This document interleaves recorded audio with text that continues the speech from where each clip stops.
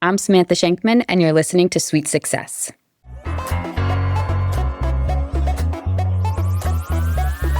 You've just checked in to Sweet Success. Join me, Katie Cline, for exclusive conversations with hotel executives, hospitality leaders, and industry innovators. Together, we'll uncover the strategies and techniques these masters of hospitality relentlessly refine. Whether you're already in the industry or just starting out, tune in every week to unlock the secret to your sweet success. Hello, everyone, and welcome back to another episode of Sweet Success. I'm your host, Katie Cline, and today I'm excited to welcome Samantha Shankman to the show. Samantha is a journalist and an entrepreneur based near Barcelona who covers the worlds of hospitality, business, and travel. She began her editorial career as a founding reporter at Skift, where she produced daily news stories, identified trends, and interviewed C-suite leaders across the industry. She later became the consumer news editor at Travel + Leisure and has since written for a range of publications such as Vogue, Afar, and A Hotel Life, all while living and reporting across Europe, Africa, and South America. More recently, she founded Farm Hospitality, a platform that curates farm hotels and shops while profiling the creative entrepreneurs that are merging agriculture and hospitality through short documentaries. Samantha, thank you so much for joining us today. Thank you for having me. This is going to be fun. It's going to be so much fun. We were just chatting before we started recording. We have so much to cover today. And I think let's start with the fact that you have lived and reported from so many places around the world. Can you give us a quick overview of where you're from, where you've lived, and what pulled you to each place? Sure.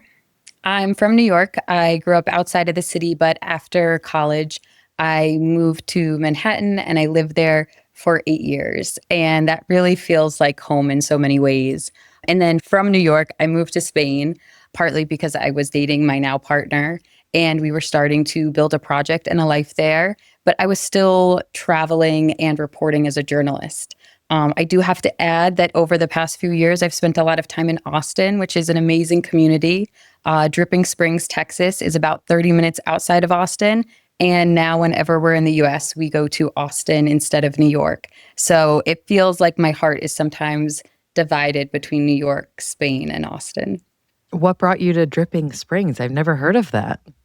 Dripping Springs is this incredible little town that was literally probably empty like 20 years ago and has attracted a lot of people around COVID that were moving there because they could work remotely. And it just is a really family-friendly destination. I ended up there because my mom and sister started a cold-pressed juice company in Austin, and they were building their cafes out there. They were living there. And so me and my daughter were spending a lot of time there back in 2022. And now we just keep going back whenever we're in the US. But it's just this like nice mix between rural and city life. This is your mom and your sister who started a company together. Yes, my mom and sister started a company called Alchemy Organics, and it actually came out of my sister had cancer and she was healing and they were making cold pressed juices. And so I kind of followed the cold pressed juice and my family to Austin. Wow. I mean, first of all, entrepreneurship is in the bones in that family. That is incredible. And I'm so happy to hear your sister's doing well now. Yeah. Oh, she's doing amazing. They healed cancer. They made a thriving juice business. And now my sister is spending time in Greece with her family this winter. They do this amazing program called Boundless, where you can study and live for 3 months at a time in different destinations. That's really cool. So the wanderlust is in the family as well as the entrepreneurial skills. Yes. Let's talk a bit about your background as a journalist. You've worked for Skift, you worked for Travel + Leisure, you've written for the variety of outlets that I just recently mentioned. Can you give us a little bit about the behind the scenes of the life of a travel reporter, the good, the bad, the ugly, everything in between? I think you can make the adventure what you want it to be. I can tell you from my own experience, I had 2 very different experiences, which is that I studied journalism. I wanted to be a business journalist, and I discovered Skift before it ever even publicly launched. So I was very fortunate to, join Rafat and Jason and Dennis at the time and start kind of learning about the travel industry by writing about it and by curating stories. We're actually curating stories. The first thing I did was curate stories. But because it was such a small team, I was able to call people on the phone, interview them. I started interviewing people in person really quickly. And it was very hands-on travel journalism. It was reporting in real time. It was going places and talking to people face to face. And then I went and worked at a large travel magazine, Travel and Leisure, and it was a very different experience because when you're at a big brand like that, it's in an office building and there's a lot more people doing a lot more roles. And I actually remember sitting inside their office and it felt like this was this great opportunity to work at a big travel magazine, but I was inside all day and not even seeing the sunlight. So I actually left because I said, I want to do travel journalism. Like we do it at Skift, where I'm talking to people in real time and I'm out and seeing the world. And so that is actually kind of what took me into freelance journalism when I started traveling more and kind of reporting more on what I was seeing. It was this evolution of being in digital media and loving how hands-on that was and the opportunities that came with it and the conversations that came with it, to seeing how larger travel media companies worked at that time, right? We're talking about 10 years ago now, and then kind of going freelance. So I think that the good and the bad is however you want to play the game, right? I think that some people want to work at a big magazine and be able to create these gorgeous stories and gorgeous magazines with gorgeous pictures, right? That people can just like sit on the couch and pour themselves over. Or there's people who want to just like get a little bit more dirty and scrappy with it and go report out in the world. I will say that recently, when I started pitching in stories to Vogue, that was so much fun because those were really coming out of what I was seeing. It wasn't about pitching a ton. I was pitching things that I really felt called to write, and that I had been seeing. The other side of that, which I think we'll talk about soon, is discovering that journalism today, I don't think has to live in a publication or in a magazine. Really, this podcast is going to be on YouTube or on streaming channels, and this is also journalism. There's so many different ways to be a journalist today, and it personally took me a little while to figure that out. But I'm glad that I did. Such a good point. And I definitely want to talk to you because you, I feel like, are a master of content. And there is something to talk about. It's not just about the story anymore, but it's about the mediums in which it gets told. Before we talk more about that, though, if you think about all the stories you've reported on, is there one that really sticks out as like super memorable or surprising, or maybe like a pinch me moment that you couldn't believe you were having? Man, I feel like the last piece I wrote, which was the rise of farm hospitality or the rise of this new generation of hotels on farms. And the reason why I say that is such a memorable experience is because it was something that I had been tracking and looking at and honestly keeping a Google Doc on for 8 years. And then I kind of finally got the framework and pitched it to Vogue, and to have that story published of something that I had been personally every hotel that's on that list is something that I had like curated over a very long period of time. And so to be able to kind of share this story and share it how I did was really exciting. So take me back 8 years. You decide to start a Google Doc, which my entire brain lives in Google Docs. So I completely respect that move right there. But tell me, like, what were you like? What was the doc started as? Man, I have it up. I shouldn't click away. It literally lives on my desktop. It's pinned up here. I think it's called Farm Hotels. But what happened was my partner was creating a farm and he said he was going to open a Casa Rural on the farm. And did I want to run it? And I was like, I don't think I want to run a bed and breakfast on a farm. I don't understand what you're asking me. I don't think that I want to do that. But I ended up going to the farm and trying, and I kind of a question was planted, which is, why would somebody open a hotel on a farm, and why would you go to a hotel on the farm? And it was this completely new concept to me. But what happened was, because I kept traveling and writing, when I would go to a very new destination, I would see if there was a farm hotel there. And I went to 2 farm hotels that really shifted my mind. It was probably about in the 2 years after I took on this farm hotel project. I went to Babylonstern in South Africa and Heckfield Place in England. And it was kind of like a light bulb went off. Like, oh, I understand that it can have a farm and steward the land and create this incredible experience for guests that also is good for the earth, and that you can create an astounding hospitality experience around that. So the Google Doc started with those two examples, and then it grew. Whether I was traveling or I heard about a place, or the inputs come from so many different places. And every time that there was a place that fit what I felt like was this modern expression of agritourism, I would add it to the list. Mm. I love this because it's really just, it's not an assignment. No editor was like, Sam, can you go write me this story? You were like, I'm personally interested in this. It kind of started out of your own personal life. And then it became a project that now has even more legs coming to it. So did you actually run that B&B on your partner's farm? Yeah. I ran it for part of the time. I did not run it for the full time, but we still live there. We still live in the house where the B&B runs. There's 5 cabins. It stayed open for 8 years. We've taken a pause just in the past year since my son was born, but it was a running, operating bed and breakfast. And probably my favorite experience that I had, man, there's a few, but I ran a series of retreats while we were there. I wouldn't even want to call them retreats, but they were kind of like my attempt to create this expression of farm hospitality. And so I would invite entrepreneurs, creatives, coffee shop owners, yoga teachers, chefs from Barcelona to the farm. And we would do these 3-day kind of intensives with farm to table meals, a tour run by my partner of all of the regenerative agriculture that we had done on the farm. And then we would do yoga in the mornings, ceramics classes, making pasta with the chefs that had come. And the reason that was such an incredible experience for me was that it felt like I was trying to bring to life this feeling that I had of what was going out in the world. And if you go out now, this was back in 2021, it was right after COVID, but a lot of the farm hotels are now hosting events that kind of combine art, pottery, farm to table food, the tours. I think that the farm tour is an important part of that.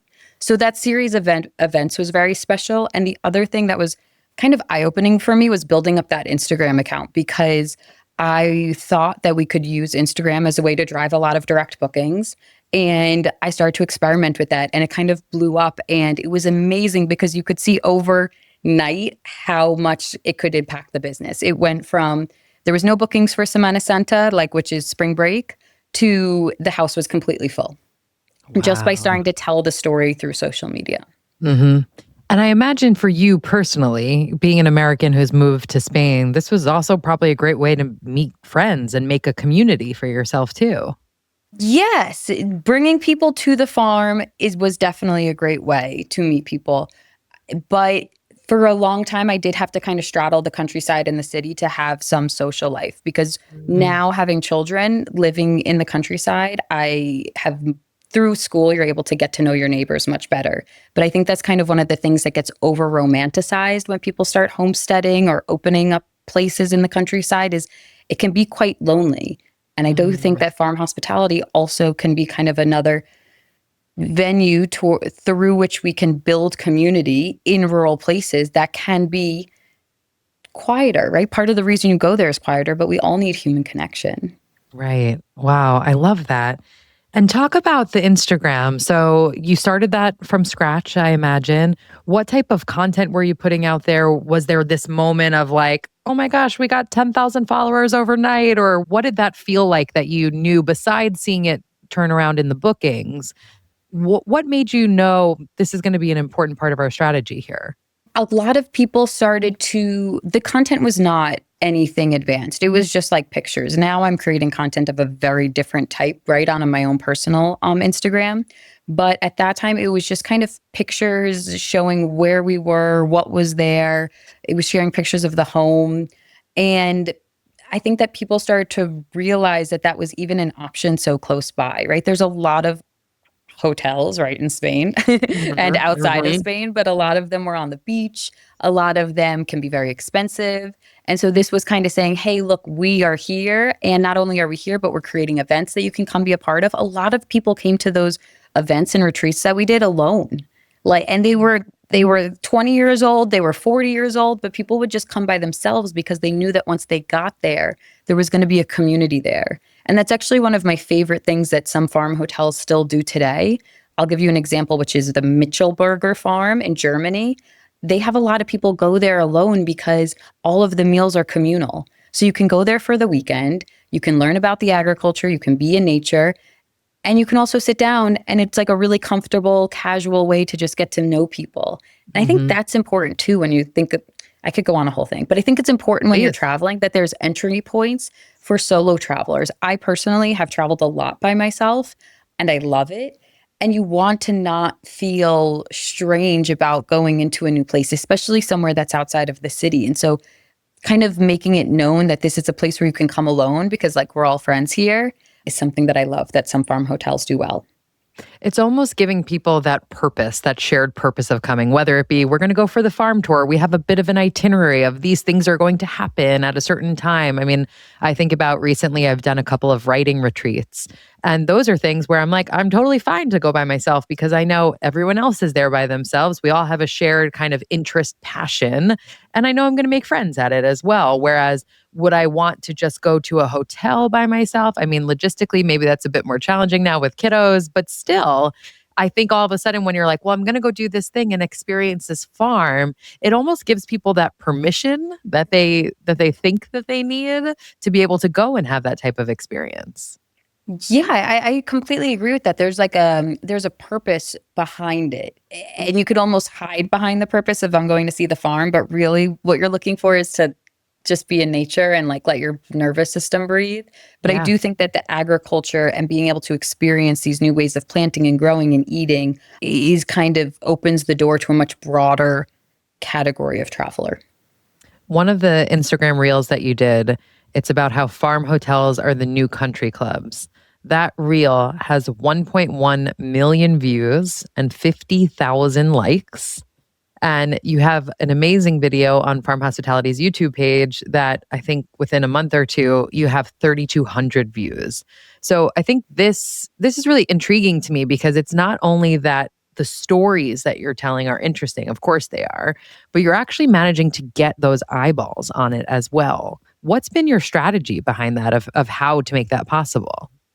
I took a short course on how to make short form video, and I think that the format works. Is There the we honest go. answer. Wow. Okay. So you've got the secret code to It's virality. not a secret. I tell everyone it's called cut.co. It's called Cut 30. And a lot of people in hospitality, I actually learned it from some other guys in hospitality. I think Isaac French has done it. It's a certain format that has worked. That being said, the funny thing about that reel got as many views and as popular as it did is that I pitched that as a follow-up story to Vogue. I did the pitch to Vogue.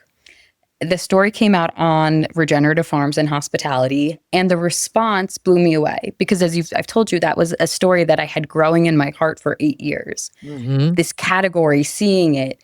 And so it wasn't this that I got to write it and publish it, but it was actually 2 months later when I shared it on social media, and all of these people started responding to it and sending me messages saying, like, I'm obsessed with this too. I share your obsession. I'm building this myself. I also track these places. And like the reaction to the story was even better than getting the story published, right? Because it was like I was able to connect with so many people through it. And it made me feel so much less crazy about this obsession.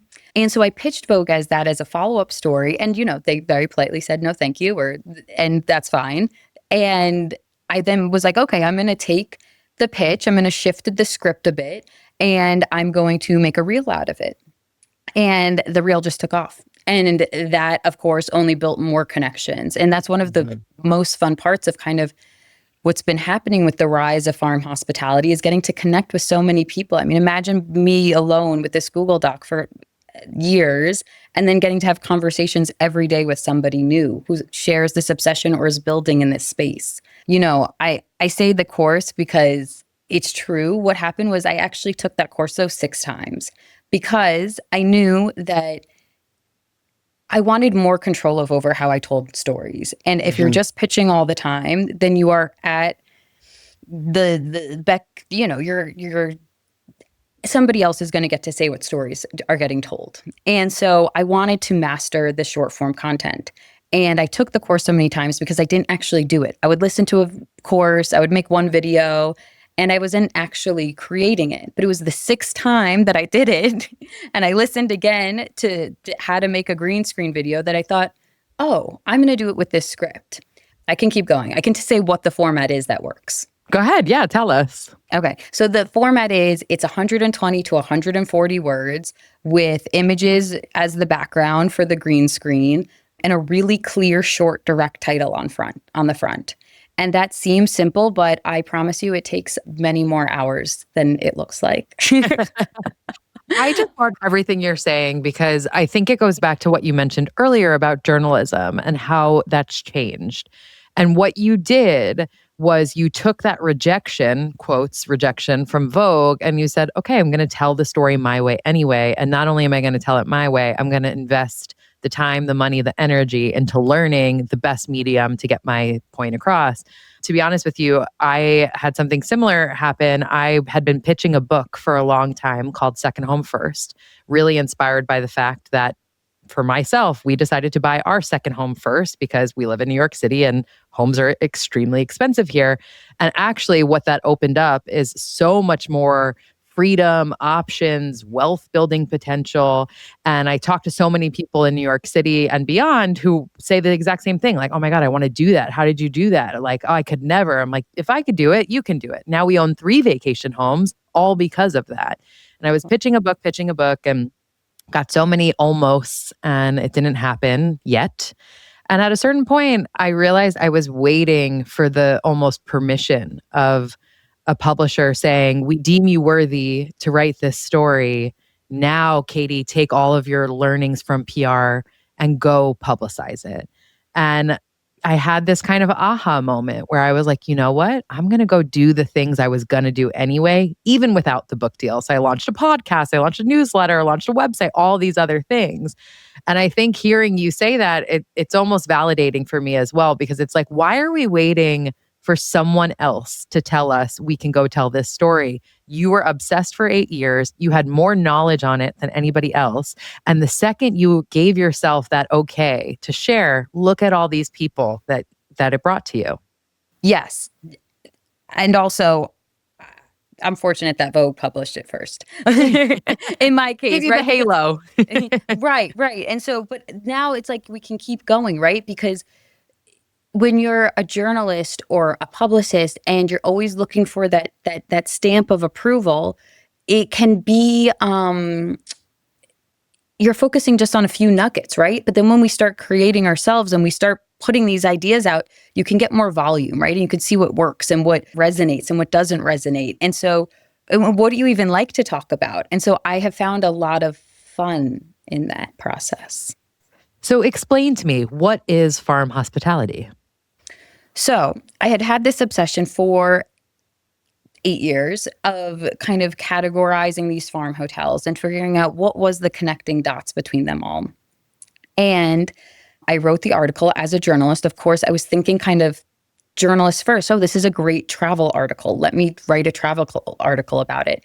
But I was also thinking that this has more legs, right? It has more life than that. And so it's always kind of was something that I was playing around with my head, even though I really was like, this is an article, but maybe there's more than an article there. So when the Vogue piece came out and got this great reception, I realized what a lot of people were asking about was like, oh, tell us more about what farm hospitality is. What are the other hotels that kind of fit into this category? And so farm hospitality, I would say, has become a movement where of all the people that want to go to these farm hotels and are building, let's say, smaller versions of some of the ones I've already named. It's also a category. I would say very similar to the boutique hotel movement that came before it in the 1990s. We're now seeing farm hospitality become a category of hospitality in its own right. It's important to differentiate between a farm stay, which is just maybe an Airbnb or a small cabin on a family farm, versus a farm hotel, which has a farm-to-table restaurant. It has activities. It's a bit larger of a hospitality project than just a family-run farm stay. So it's become a movement, a category, and a company. And so later this spring, I'll be formally launching Farm Hospitality as a company, but it will curate all of the premium farm hotels around the world. And it will be a model similar to design hotels or maybe Relais and Chateau or leading hotels of the world. And when I first discovered that model, I kind of like tilted my head and was like, oh, that's a thing that you can do. Like you could create a company curating a collection of other farm hotels or other hotels. And as I got the reception of the first article and then of course the content that's come after it, I realized that that was the right model to kind of keep being able to talk about farm hotels for the next forever. So, farm hospitality today is a movement. It's a hospitality category, and it will be a company. I love this. And it's so true because if you think of why Relais and Chateau and design hotels have been so successful, it's because they're able to curate in a world of, too many things. And they have a really target audience, a target guest who trusts design hotels or Relais and Chateau, that if that stamp is on there, I know I'm going to love it. Actually, one of my best friends is a huge Relais and Chateau fan. And actually, what you have been talking about almost is more it's more of a fit for something like that. It's such a smart approach because you're seeing it firsthand. You have the proof points of people coming out of the woodwork and reaching out and going, I'm obsessed, I'm obsessed. And also what you touched on is a lot of these places are small by design. And so they may not have the marketing powers or the distribution or, anything besides like being on OTAs, if that, to be able to let people know that they even exist. So for somebody like you with your background to be able to find them and then serve it up to people, hey, fellow farm hospitality lovers, these are places I know you're going to love. It's going to be such a win-win for not only the guest, but also for those businesses. Going back to what you said about how the social strategy helped your B&B, think about what this could do for those around the world. I hope so. Thank you for saying that. That's I thank you. I I'm hope your that all of that publicist comes now. true. Great, wonderful. Let's go. The other thing I'll say is that, I do think that I just had an amazing call with a woman today who represents a 3 Michelin star restaurant on the English coast with a 12-acre farm. They've been there for 12 years, farming their own food in a small village with a 3 Michelin star restaurant and little cabin houses dotted in this village where guests can stay. And I hadn't heard of it yet, right? Somebody who's obsessed with this and now spending 24/7 doing it. I mean, this is my job, right? It's my Yeah. business, it's my job. I've dedicated myself to the farm hospitality world. And we talked about how we are going to be able to tell the chef's story differently. And what I will say is that one of the things I'm most excited to do in farm hospitality is to tell the stories of the founders through short form documentary.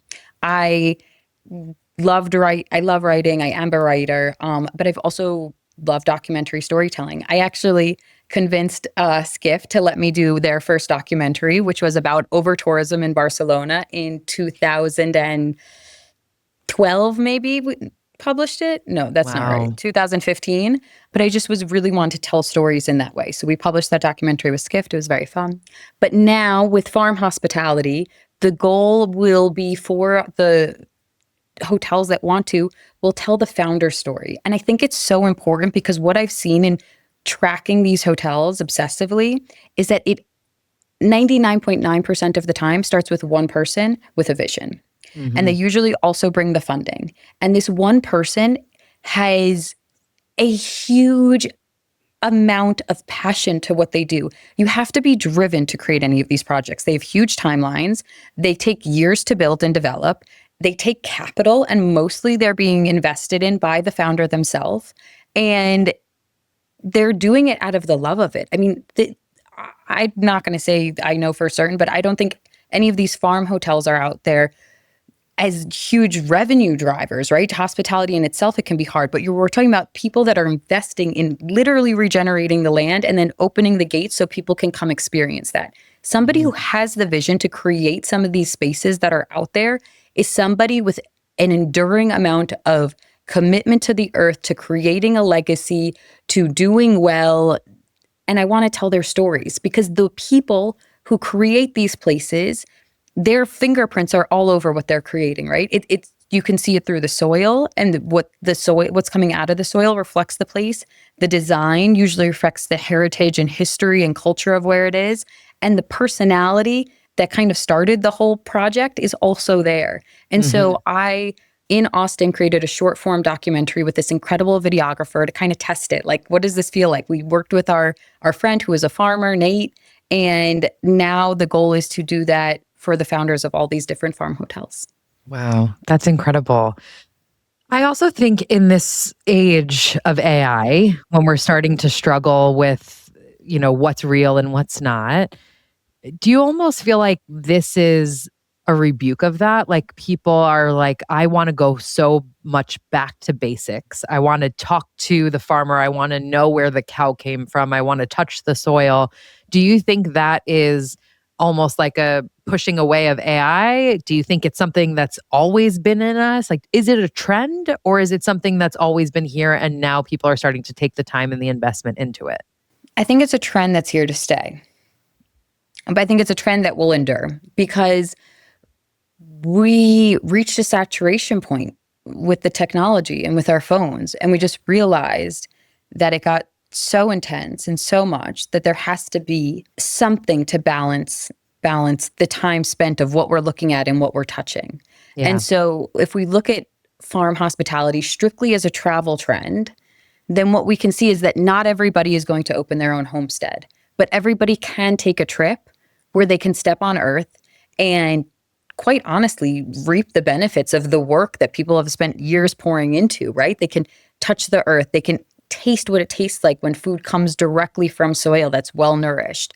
They can what is travel? It's an escape. And this is escaping into a world that they aren't able to build, that they haven't yet built for themselves. And Hmm. so I do think that we've reached a saturation point with phones or with AI or with whatever you want to say. And so maybe we're not going to step away from that permanently, but we can travel to that world or that universe or that place where we're a little bit more grounded on the earth. Our nervous system resets. And it's also just fun. It's sexy and fun. And so travel's fun and you want to have an adventure. And so being outside and breathing fresh air and learning about the work that the farmer is doing, that's fun. And it's a fun alternative to staring at your screen, right? If you're not going to stare at your screen and you have to get away from that, so you go on a trip, sure, you can sit on the beach and look at the ocean. Or you can go interact with farmers and animals and explore trails and go bike riding. And I don't know, I find a farm hotel much more fun than sitting at a beach resort. I mean, I love a beach resort, but especially with kids, I'm just thinking about how much fun they would have running around, playing, learning at the same time, like learning in a fun way for all of us.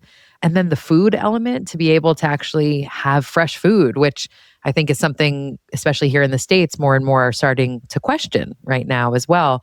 I mean, I think when we talk about farm hotels, something that comes to mind for me is Soho Farmhouse. Would you consider that a farm hotel? Did that make the Google Doc? I've had a big question mark next to it for a long time, and I'll sometimes even email place and be like, "Do you have a farm at your farm hotel?" Because I'm Right. not like sure. So Soho Farmhouse is a great example because it is an entry point. What I will say is that they are not an example that's necessarily farm first, right? Mhm. This first came Soho House as a brand, and then they brought that to the countryside. So that's a little bit different. There, for example, Soho Farmhouse in Ibiza just opened. And so they opened there to have this countryside experience and then they built the farm around it. A lot of times, what we're seeing with more classic farm hotels is that actually the land is coming first and then the hotel kind of develops around the land. But Right. it's interesting because I kind of lie about this one little detail, which is I say most farm hotels are independent. And there's actually a few brands that are doing interesting things. Soho Farmhouse is one. Auberge has farms at a lot of its properties, and they're actually opening up a new project in Puerto Rico called Moncayo, and it's going to be a hotel, residences, and a 100-acre regenerative farm. Wow. So this is like blend. Now we're talking about blended hospitality, right? So Auberge is one. Mar Hall in Scotland, they're owned by a Dubai hospitality company, I believe. And the Alila brand, that's part of Hyatt, also has farms. So Hmm. those are three big brands that do have gardens and regenerative farms, and those are part of it. So although I say that most are independent hotels, there are some brands dipping their feet in, and I predict that we'll see many more brands kind of experiment with a property of this type moving forward. Yeah, I think it's proving your point that if it's a trend, it's one that's here to stay because if the big guys are getting involved too, it means they're seeing the same things. Yeah, I'm excited. Like, what is the Four Seasons Farm Hotel going to look like? I mean, sign me up. I will go and check it out for you. Just for you. Please, please. We need people to go check them out, make sure they're the real deal. Exactly. What do you think would be a misconception around farm hospitality? I think a misconception and something that a lot of people have pushed back at me on Instagram is that they're only luxury properties. I think a Mm, lot of times I'm calling out examples of luxury farm properties because they're beautiful and being done at a really grand scale. But there is a world between a super luxury farm hotel and a family run rural stay. There are smaller farm hotels that don't get as much recognition that are doing an incredible job with the agriculture, with showing guests what the agriculture is. And those stays are not expensive, especially when you get into Europe. You'll be surprised at what you can find at a very affordable entry point. So I think the misconception is, oh, farm hospitality is only very luxury and very expensive. And there is a very fun expression of it at that level, but yeah. that's not the only expression of it. If you had to take out your crystal ball, what would you say would be the future of farm based stays or farm hospitality coming down the pipe? I think that we're going to see the farm hospitality category grow and become more recognized. So I think we'll see more farm hotels open up, which is great because that will give people different entry points at different price points, more of them in different locations. Right now, it is still a very small sector. So I think we're going to see it grow. I think it's going to be used as a financial model to steward the land.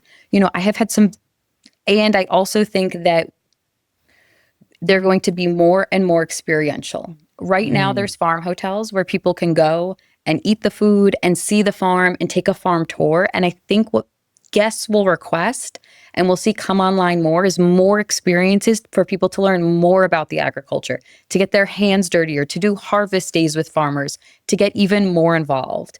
So again, to recap, I think we'll see more farm hotels open up at different price points, and I think they'll become more experiential because people will request that they can get even more involved in what's kind of going on in the hospitality experience. And then I mentioned it being as a financial model, this can be leveraged as a way to actually steward the land.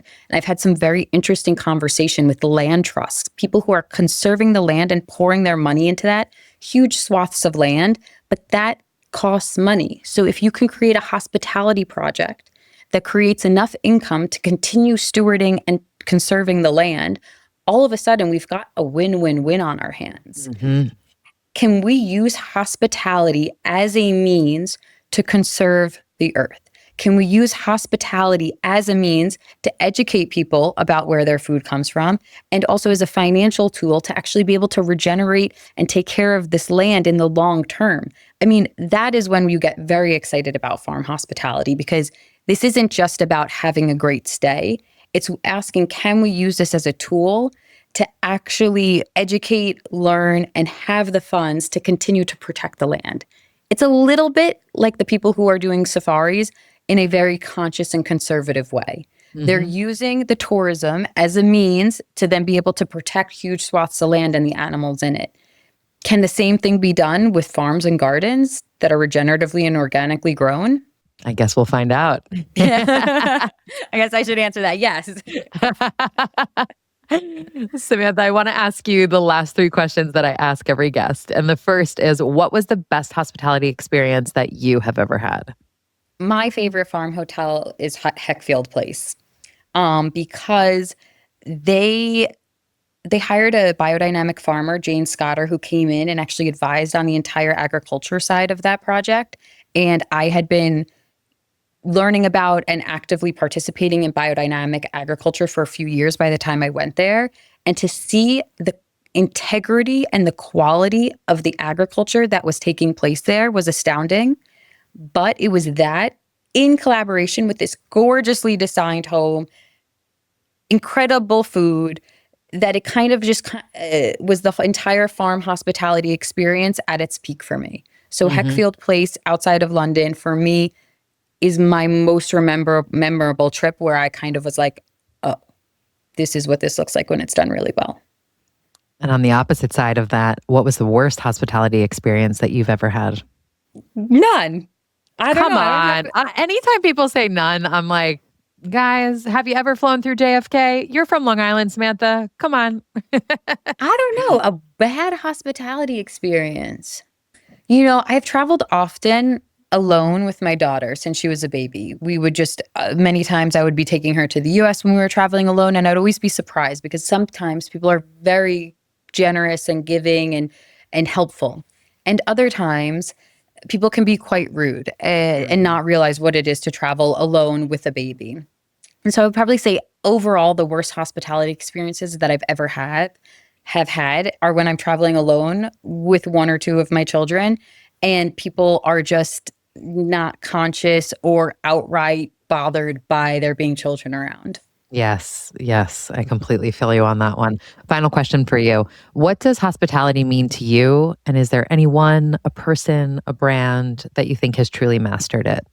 I think what hospitality means to me is welcoming somebody else into your world or being invited into somebody else's world and being given the gift of getting to experience what is a lifetime of building in just a few minutes, right? Whether it's a farm hotel or any truly well done hospitality experience that's taken years and a lot of life energy to build. And when we open our doors and can invite somebody in to experience years of work for just a day or an afternoon or a weekend, I think that's really the definition of hospitality, distilling years of work into this one experience for somebody else. And anyone that comes to mind that has mastered it for you? And the ones that come to mind is this incredible level of premium farm hotels that have worked the land, created a superior level of agriculture and gardens, and then gifted that to their guests. But not only through the agriculture, also through the design, through the interactions that people have there. It's really that combo of agriculture, design, and food that creates this superior hospitality experience in my mind. Samantha, thank you so much for joining us today. You've given me like real farm wanderlust. And I cannot wait for the launch of Farm Hospitality officially. So congratulations in advance. Thank you. Thank you. This is so much fun. Thank you for giving me the chance to share about it and talk about kind of the journey from journalism to here. All right, everyone. It's time for today's sweet summary where I break down the key insights and actionable takeaways from today's conversation. One of the greatest privileges of hosting this show is getting to sit across from extraordinary leaders, people who are already at the pinnacle of their careers and their companies, and ask them how they got there. We get to hear about the wins, the inflection points, the hard choices that paid off. But what we don't often get is to be along for the ride. And that's why today's conversation with Samantha felt so special. Yes, she's already had a remarkable career in journalism, but right now, she's also in the thick of building something new, something personal, something bold, something that doesn't come with a guaranteed outcome. She's not reflecting on a finished story, she's still writing it. Samantha spoke so beautifully about how farm hospitality can be a force for good, not just to create beautiful places to stay, but to create a better world, to protect land, to conserve the earth, to build something that gives back even more than it takes. She spent 8 years thinking, dreaming, researching, refining, obsessing, really, about all things farm hospitality before the external validation ever arrived, before the Vogue piece, before the reel that generated 1.1 million views, before there was any proof that anyone else was paying attention. It's such a powerful reminder that the work that matters most begins long before there's an audience. And that's exactly why owning your own story is so important. because the people who eventually find you are responding to something that was real long before it was popular. Through her documentaries, her social platforms, her YouTube channel, and soon through the places she's curating, Samantha is creating a world that reflects what she cares about most.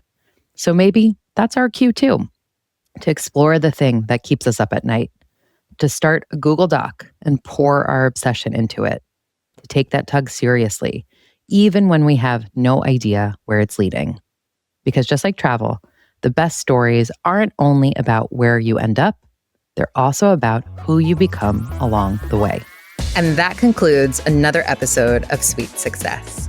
If you enjoyed today's conversation, please subscribe, rate, and review the show. We all know how important those 5-star reviews are. I also want to say a massive thank you to each and every one of you for tuning in. It means the absolute world to me. And I'd love to hear from you. If you have ideas for future guests, new topics to cover, or even just want to say hi, don't be shy. Message me through our website, sweetsuccesspodcast.com, or on social media at Sweet Success Podcast. That's sweet like hotel suite. Once again, I'm your host, Katie Cline, and I'm super excited to see you all next week.